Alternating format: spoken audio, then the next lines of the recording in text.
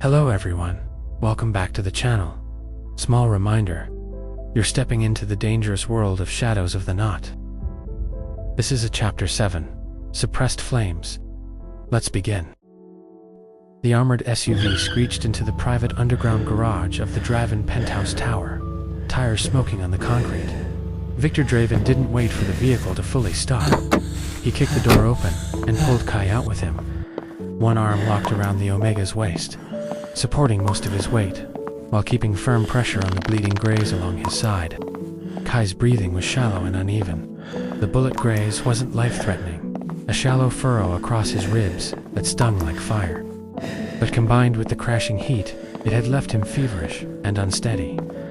His rare scent poured off him in waves now, dark cherry and gunpowder soaked in midnight rain, thick enough to make the Alpha driver cough and avert his eyes. Doctor's already on the way. Vic snapped into his phone as they entered the private elevator. Full kit, now. The moment the elevator doors closed, Vic pressed Kai against the mirrored wall again. But this time, it was different. Protective rather than purely dominant. His large hand cradled the back of Kai's head, while the other kept steady pressure on the wound. Stay with me, you're burning up. Kai tried to smirk through the haze. Told you, I don't kneel, even when I'm shot. His voice cracked on the last word, as another wave of heat rolled through him, making his legs buckle. Vic caught him easily, lifting him slightly so his feet barely touched the floor. You're not kneeling tonight, Vic murmured against his temple, voice rough with the edge of rut. You're surviving. Then we finish what we started. The elevator opened directly into the penthouse. Two of Vic's most trusted men were already waiting with weapons drawn, securing the space. A tall, beta doctor named Dr. Lena rushed in moments later, medical bag in hand. She took one look at Kai's flushed face, the blood soaking through his torn shirt, and the heavy Omega pheromones saturating the air, and her expression hardened with professional calm. Gunshot graze and early heat spike, she diagnosed instantly, gloved hands already cutting away the fabric around the wound. Get him on the couch, flat. Vic carried Kai to the wide leather sectional without protest, laying him down carefully. Kai hissed as the doctor probed the graze, cleaning it with antiseptic that burned like hell. Bullet didn't fragment, clean through the fat layer, missed anything vital. Dr. Lena said briskly.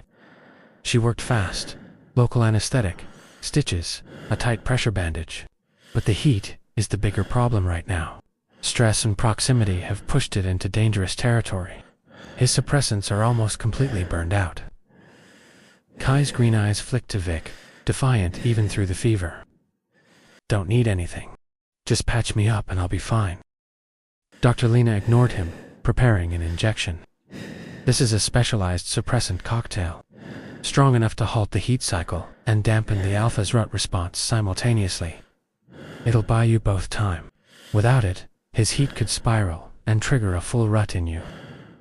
Mr. Draven, in your condition after tonight's attack, that's a risk I won't allow. Vic stood over them like a shadow, arms crossed, jaw tight. His ice blue eyes never left Kai's face. The feral possessiveness still simmered just beneath the surface. But the doctor's words cut through the haze. He knew she was right. A full, uncontrolled claiming right now, with rivals hunting them, and Kai injured, could leave them both vulnerable for days. Do it, Vic ordered, voice cold steel once more.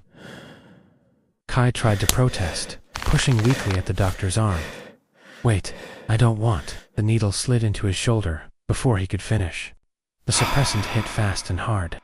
Within minutes, the raging fire in his veins began to dull. The aching emptiness receded into a manageable throb. His scent pulled back, still present but muted, no longer flooding the room like an invitation. Across from him, Vic exhaled sharply as his own rut edge cooled, the wild blaze in his eyes banking into something sharper, more controlled. Dr. Lena packed her bag efficiently. He needs rest. Keep the wound dry. The suppressant should hold the heat for at least 48 hours, maybe longer if stress is minimized. But this is temporary, gentlemen. His body is fighting it hard. Next cycle will be stronger. She glanced between them, reading the tension in the air. And whatever is between you two, the fated bond won't stay suppressed forever.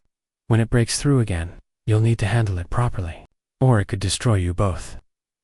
She left with a curt nod, escorted out by Vic's men.